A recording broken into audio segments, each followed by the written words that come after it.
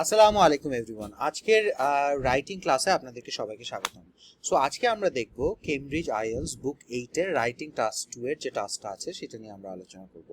So এই টাস্কের জন্য 40 মিনিটস আপনাদের জন্য সাজেস্ট করা থাকে। এমন না যে আপনাকে এই টাস্কে 40 মিনিটই ব্যয় করতে হবে। আপনি দুইটা টাস্ক 1 এবং টাস্ক 2 মিলিয়ে 1 ঘন্টা থাকে। সো এই টাস্কে 40 মিনিট ব্যয় করার জন্য আপনাকে সাজেশন দেওয়া হয়েছে।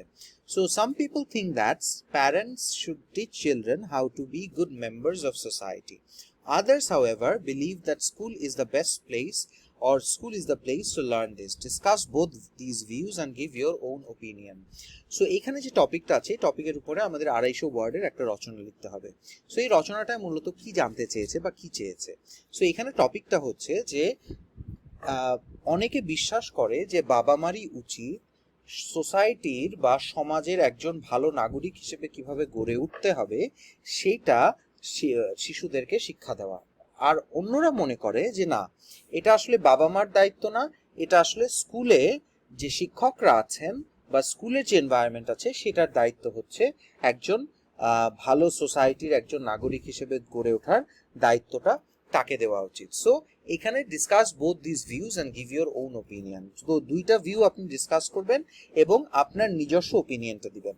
সো এইটা আপনি কিভাবে how you can give your answer and include any relevant examples from your own knowledge or experience. So এখানে দেওয়া আছে যে পরবর্তীতে give reasons for your answer। তার মানে আপনি যে উত্তরটা দিলেন, আপনি যদি বলেন যে হ্যাঁ আমি স্কুলকে সাপোর্ট করি, যে স্কুলেই মানুষের শিক্ষাটা সোসাইটির ভালো মেম্বার কিভাবে হতে হয় সেই শিক্ষাটা স্কুলেই দেওয়া উচিত, সেটার পেছনে আপনার যুক্তিটা কি, এবং যেখানে আপনার প্রয়োজন সেখানে আপনি এক্সাম্পল দেবেন, আপনার নিজস্ব নলেজ এবং এক্সপিরিয়েন্স থেকে আপনি এক্সাম্পল দিতে পারেন।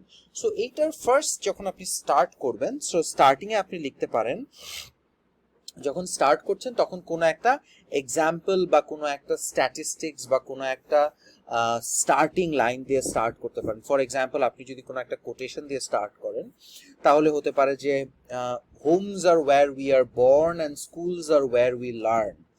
সো আপনি বলতে পারেন যে হ্যাঁ, বাসা সেই জায়গাটাই যেখানে আমাদের জন্ম হয় আর স্কুলে আমরা শিখি, কিন্তু বাসা থেকেই শিক্ষাটা তৈরি হয়, এটা কিন্তু অনেকেই বলতে পারে। সো আপনি প্রথমে একটা কন্ট্রাডিক্টরি লাইন দিয়ে স্টার্ট করলেন, তারপরে আপনি এই যে এখানে যে টপিকটা আছে এই টপিকটাকে আপনি রিফ্রেজ করলেন। তখন আপনি বললেন যে some people think that school should be the place where people should learn how to be better civilized or how to be better members of the society, or others think that home is where you learn the most. So এই দুইটা এই কথাটা rephrase করে আপনি second সেন্টেন্সটা দিলেন। তারপরে যে ফাইনাল সেন্টেন্সটা প্রথম প্যারাগ্রাফের বা প্রথম যে ইন্ট্রোডাক্টরি প্যারাগ্রাফ সেটার ফাইনাল সেন্টেন্সটা আপনি বলতে পারেন যে in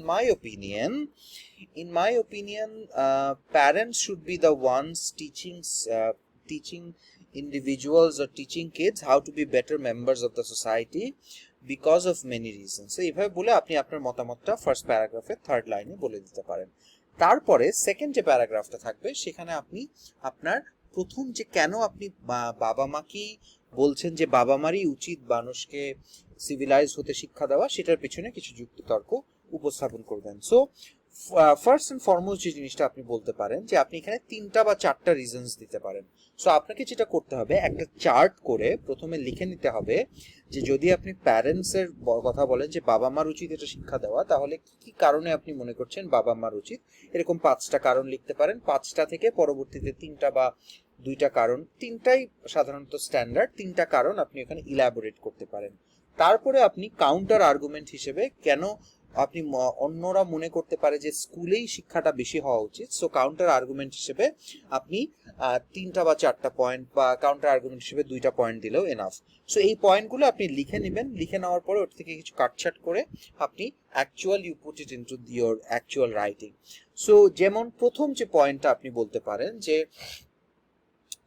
parents are the one who actually raise the kids because they spend the most amount of time with the kids, and we spend around 6 to 7 hours at school.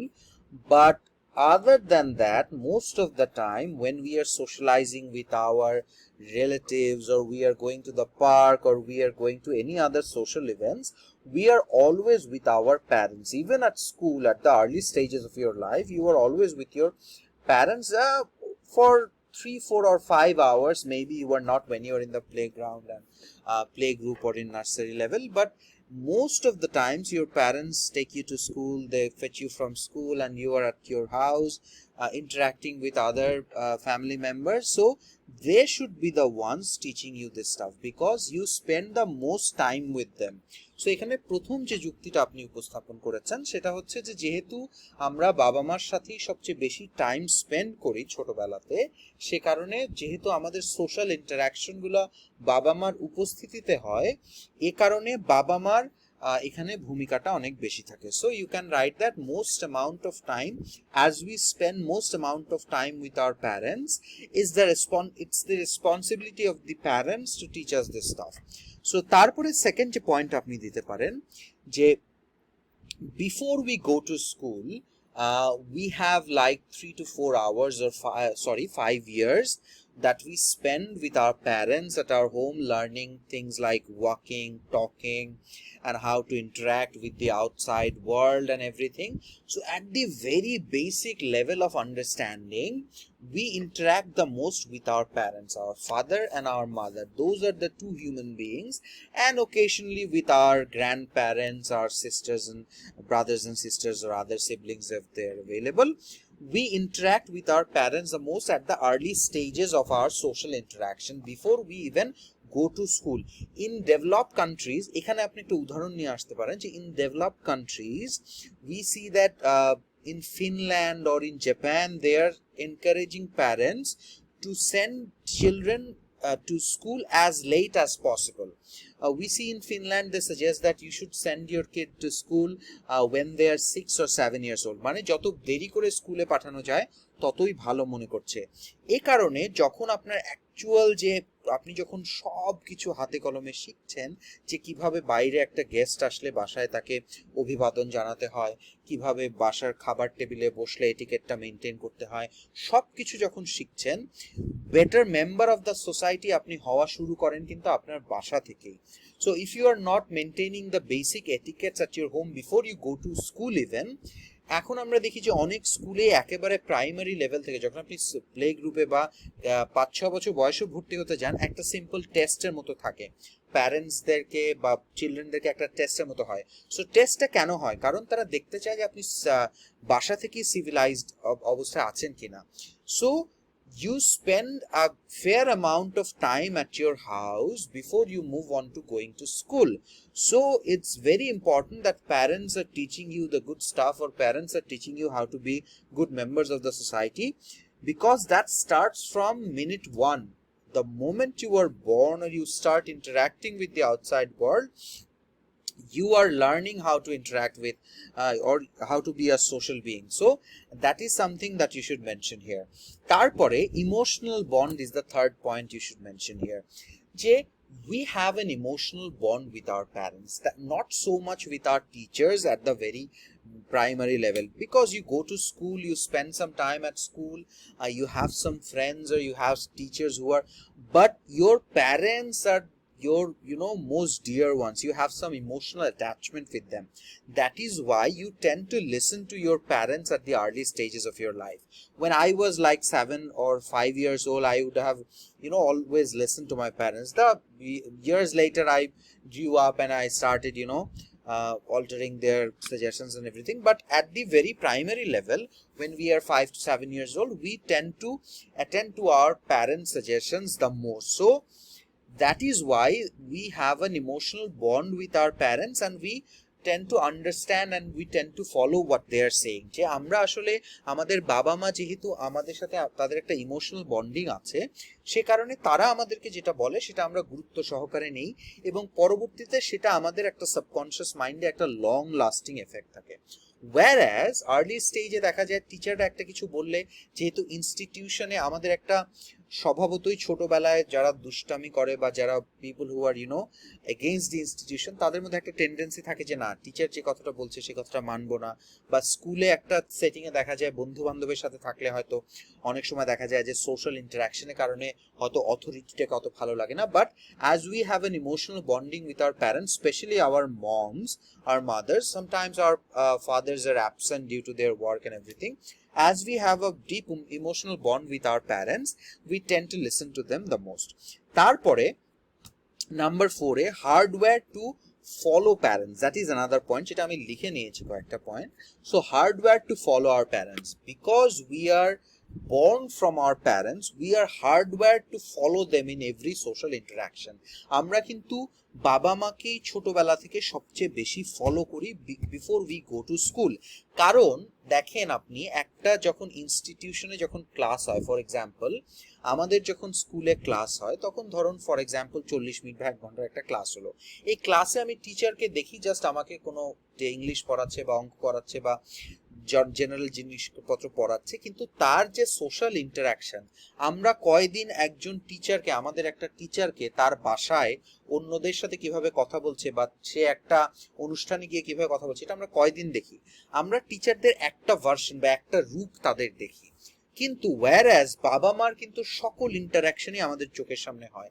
বাবা মারা হয়তো অন্য কোথাও কারোর সাথে কথা বলছে বা অন্য কারোর সাথে ইন্টারাক্ট করছে, সো সেই সব কিছুই আমরা কিন্তু বাবা মারটা দেখি এবং সেটাকে আমরা ফলো করি। আমরা hardware to do that in the early stages of our life. পরবর্তীতে এটা আমাদের ফ্রেন্ডস এন্ড কলিগস এদেরকে আমরা ফলো করি। সো যেহেতু আমরা হার্ডওয়্যার, সেহেতু আমরা বাবা মাকেই ফলো করি বেশি। তারপরে লাস্ট যে পয়েন্টটা আমি যেটা নোট করেছি সেটা হচ্ছে ডিউটি। ইটস আর ডিউটি, যেহেতু আমাদেরকে ছোটবেলা থেকে আমাদের সোশ্যাল সেটিং, অ্যাটলিস্ট আমাদের এই সাবকন্টিনেন্টের সোশ্যাল টিচিংটা হচ্ছে যে আমরা we should listen to our parents because they are the most authoritative figure in our life. So আমাদের it's our duty to follow them. So when it's your duty to follow them and they are the first person, that is your duty to follow them, and that is why you tend to listen to them. So these are the 5 points you can note down, and you can actually write about these things when you are writing this particular topic. এবং এখান থেকে 3টা বা 4টা আপনি choose করতে পারেন, and you can continue to write your এসে। সো এখন আসি হচ্ছে সেকেন্ড, যেটা কাউন্টার আর্গুমেন্ট থাকতে পারে। সো কাউন্টার আর্গুমেন্ট যেটা থাকতে পারে সেটা হচ্ছে যে অনেকে বলতে পারে যে বাসাটা বা আপনি প্যারেন্টসদের সাথে ইন্টারাকশনটা সবসময় একটা ইনফর্মাল ইন্টারাকশন। তার মানে হচ্ছে যে আমরা বাসায় তো বাবা মার সাথে ইনফর্মালি থাকি। সো বাসায় আমি যেভাবে ইন্টারাক্ট করছি সেটা আমাকে অ্যাকচুয়ালি রিয়েল লাইফে আমি যখন একটা ইনস্টিটিউশনাল বা একটা প্রফেশনাল সেটিংয়ে যাই, যেটা অ্যাকচুয়াল মেম্বার্স অফ সোসাইটি হিসেবে যখন আমি একটা অন্য কারোর সাথে ইন্টারাক্ট করি যারা আমার পরিচিত না বা যাদের সাথে আমার লেস ইন্টারাকশন হয়েছে, তখন আমাদের এই পরিচিত ইন্টারাকশনগুলোর থেকে যে শিক্ষা নেওয়াটা, ওইটা তখন আমাদেরকে ওইটাতে অতটা ভ্যালু ক্যারি করে না। সো ইটস ভেরি সিম্পল যে আমাদের যে বাসার টিচিংটা, এটা সবসময় ইনস্টিটিউশনালি আমাদেরকে বিল্ড আপ নাও করতে পারে। সো এইটা আপনি বলতে পারেন। আরেকটা যেটা বলতে পারেন যে ডিসিপ্লিনটা, the discipline that you carry at your school, or you wear an uniform, or you go to the school and you go through the periods and you learn different subjects, there are exams, there are debates, there are quizzes and lots of other social interactions which are disciplined. সেই জিনিসটার কারণে you tend to grow more social skills in terms of following a strict sort of guideline, যেটা হয়তো বাসায় ওই স্ট্রাকচারটা থাকে না।